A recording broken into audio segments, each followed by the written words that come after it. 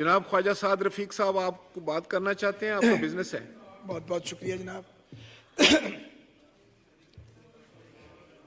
जनाब स्पीकर, आपका बहुत शुक्रिया। पाकिस्तान में काफ़ी सालों से एक जमात और उसके सहूलतकार ये पेंट करने की कोशिश करते रहे हैं कि सारी सियासी बरादरी चोरों, बददियानतों और गद्दारों पर मुश्तमिल है और एक शख्स महात्मा है, और वो नाम नेहाद महात्मा अपनी तमाम तकारीर में, बयानात में और उसके साथी अपने सियासी मुखालफीन पर या उन रियासती अदारों पर जिन्होंने उसके गैर आइनी अहकामात मानने से इनकार किया, मुसलसल कीचड़ उछालते रहे हैं। और इस काम के लिए उन्होंने सबसे बड़ा सहारा सोशल मीडिया का लिया, और सोशल मीडिया पर पिछले 1-1.5 दहाई में उन्होंने नामालूम ज़राए से अरबों रुपए की सरमायाकारी की, अंदरूने मुल्क भी और बैरूने मुल्क भी। जब हम सब ये अजाब काट रहे थे और आरटीएस को मुंजमद करके आपके, हमारे और ईवान में मौजूद बहुत सी जमातों के अरकान के वोट चोरी करके इमरान खान की हुकूमत यहाँ पे मुसल्लत की गई पाकिस्तानी कौम पे, तो तमाम सियासी जमातों ने कहा कि हम इसको तस्लीम नहीं करते। हम इस ईवान में आए, अंडर प्रोटेस्ट आए, हमने उन इंतखाबी नताइज को कभी नहीं माना, लेकिन मुल्क के नाजुक हालात के पेश नज़र हमने घेराव करके इस्लामाबाद का इमरान खान साहब की हुकूमत को गिराने की कोशिश नहीं की। हम जेलें भुगतते रहे, झूठे मुकदमात का सामने किया। कई बार मेरी और आपकी मुलाकात अकाउंटेबिलिटी कोर्ट में होती थी, जहां आप भी जुर्म बेगुनाही में भुगतते थे सजा। हम अभी तक काट रहे हैं, हमारे और बहुत सारे साथी। हर तरह से तंग किया गया, लेकिन जो कोई कुछ बोता है वही काटता है। जो कुछ आज इस झूठे महात्मा के साथ हो रहा है, इसे वबाल भी कहा जा सकता है और मकाफात अमल भी कहा जा सकता है। यह किसी की गिरफ्त में नहीं है, ये अपने कहे की गिरफ्त में है। किसी पर बहतान लगाना, डिलिबरेटली झूठ बोलना, जानते हुए कि मैं गलत बयानी कर रहा हूं, हर गंद खुद करना, और चूंकि खुद गंदा है, सर से पांव तक गंदा है, उस गंद को अपने मुखालफीन के चेहरों पर मलना, उनकी पगड़ियां उछालना, लोगों के घरों पे हमले करना, बीमारों के अस्पतालों पे हमले करना जाके, ये था इस पाकिस्तान की आरएसएस पीटीआई का ब्रांड।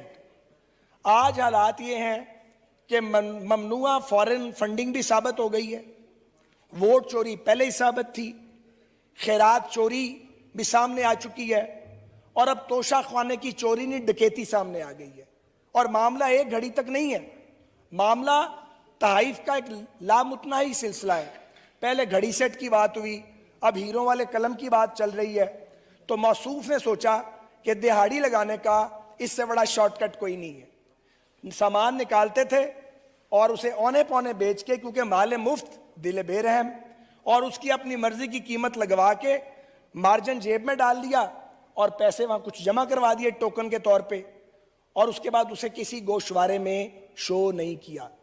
इस मुल्क के अदालती निज़ाम ने लोगों को, बहुत बड़े बड़े कायदीन को, किसी को इसलिए निकाल दिया कि आपने खत नहीं लिखा, किसी को इसलिए निकाल दिया कि आपने वो तनख्वाह जो अपने बेटे से लेनी थी बताई नहीं, तो आप भी डिस्क्वालीफाइड है। ये जो नजरिया जरूरत के तहत फैसले दिए गए और बच्चे जमूरे पाले गए। इमरान खान साहब भी बुनियादी तौर पे एक बच्चा जमूरा थे, मगर वो प्रोजेक्ट इमरान उसके परख आहिस्ता आहिस्ता उड़ रहे हैं। तो मुझे ये गुजारिश करनी है कि ये जवाब बहरहाल इमरान खान साहब और उनकी जमात को देना है, इससे जान नहीं छूटनी। तोशा खाना का हिसाब भी देना पड़ेगा, वहां के तहाइफ की जो कोड़ियों के भाव लिए उसका भी हिसाब देना है आपने, और जो टेलीथॉन किया थोड़ा अर्सा पहले सैलाब जदगान के नाम पे, और इन्होंने कहा कि जी 13 अरब रुपए कलेक्ट हुए हैं। हम जानना चाहते हैं वो 13 अरब रुपए किन बैंकों के अकाउंट में इकट्ठे हुए हैं। हम जानना चाहते हैं कि वो पैसा इन्होंने सैलाब ज़दगान पे कब और कहां और कैसे खर्च किया, इसकी भी रसीदें देनी पड़ेंगी। तो सवाल ये है कि आपको इस्लामाबाद पे चढ़ाई का बहुत शौक है तो आप जरूर करें ये चढ़ाई, लेकिन अपना हिसाब भी दें। और जनाब स्पीकर, दूसरी गुजारिश ये है, ये लॉन्ग मार्च लेके आ रहे हैं और ये कहते हैं कि हमें अर्ली इलेक्शन चाहिए। हम ये सवाल पूछते हैं कि उन 4.25 साल के जो गैर आईनी साल थे उन्हें काउंट कैसे करना है आपने? अभी तो ये फैसला होना बाकी है कि वो 4.25 साल असेंबली की एज में काउंट किए जाएंगे या नहीं काउंट किए जाएंगे। ये कबल वक्त इंतखाबात की बात करते हैं। और गुजारिश ये है, बात भी करना चाहते हैं और शर्माते भी हैं, राब्ता भी किया जाता है और घूंघट भी निकाल लेते हैं। तो हम इनको कहते हैं कि आपने बात करनी है तो खुले बंदों बात करो। फिर ये कहते हैं कि जी आप पहले ये बात तस्लीम करें कि अर्ली इलेक्शन होंगे। भाई अर्ली इलेक्शन क्यों होंगे? उसके लिए कोई लॉजिक दो। यहां पे जो हुआ है आईनी तौर पे दुरुस्त हुआ है। आज साइफर का बयान है भी उड़ गया।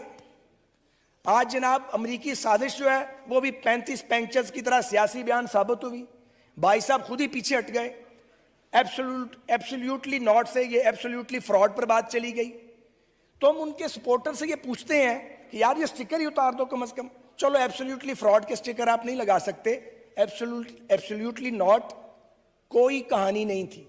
कितना चूरन बेचोगे और कितने लॉलीपॉप कौम को दोगे? तो मैं सिर्फ ये गुजारिश करना चाहता हूं कि अगले दिनों में खान साहब ने काफी सवालों के जवाब देने हैं। वो जो बेचारा वहां शहीद हुआ 3 बच्चों का वालिद, उसके बारे में रिपोर्ट आ गई है कि लॉन्ग बैरल का वो वेपन था जिससे उसकी शहादत हुई है। तो आपके गार्ड्स के पास था और आप चले थे पर्चा कटवाने वजीर आजम पे, वजीर दाखिला पे और एक आला फौजी अफसर पे बगैर किसी सबूत के। जो शख्स इतना गैर जिम्मेदार है, जो इतना इर्रेस्पॉन्सिबल है, जो सिर्फ साजिश करना जानता है, ये बदजबानी जानता है, उसका इस मुल्क की सियासत में मुस्तकबिल नहीं है। वो अपना जोर जरूर लगाएं। मौजूदा हुकूमत जो पाकिस्तान की पहली ऐसी हुकूमत है जो मुख्तलिफुल ख्याल नेशनलिस्ट और कौमी सियासी जमातों का मुरक्कब है। ये एक तरह की कौमी हुकूमत है जो रिफ्लेक्ट करती है कौम के चारों फेडरेटिंग यूनिट्स की उमंगों को। आप जलसे करके, आप जलूस करके, आप लॉन्ग मार्च करके इसे डिसलॉज इंशाल्लाह नहीं कर सकते। हमारी पूरी कोशिश है कि चीज़ों को ठीक करें। हम दयानतदारी से काम कर रहे हैं। आखिरी बात यह है कि जनाब स्पीकर, इन्होंने तबाही मचाई है। आप जिस महकमे का हाल उठाएं वहां एक तबाही है। इनके वजीर एक बयान देते थे, पूरी दुनिया में पाकिस्तान के पायलट्स जो थे उनको ग्राउंड कर दिया जाता था। उनको कोई शर्म और कोई हया नहीं थी। एक बड़ी बड़ी बातें करने वाला एक शख्स जो शेख चिली की तरह यहां बोलता था, वो जो कुछ कर गया है रेलवेज के साथ, बर्बादी फेर गया है। उनके बाद आने वालों ने उससे ज्यादा सवा सत्यानाश किया। बाकी महकमों का भी यही हाल है। तो ये हम संजीदगी से अपना काम कर रहे हैं और हम कौम को इस बात का यकीन दिलाते हैं कि ये फितना इमरानिया है, इसकी साजिश इंशाल्लाह कामयाब नहीं होने देंगे और हम सब परफॉर्म भी करेंगे और इस फितने का रास्ता भी इंशाल्लाह रोकेंगे। बहुत शुक्रिया।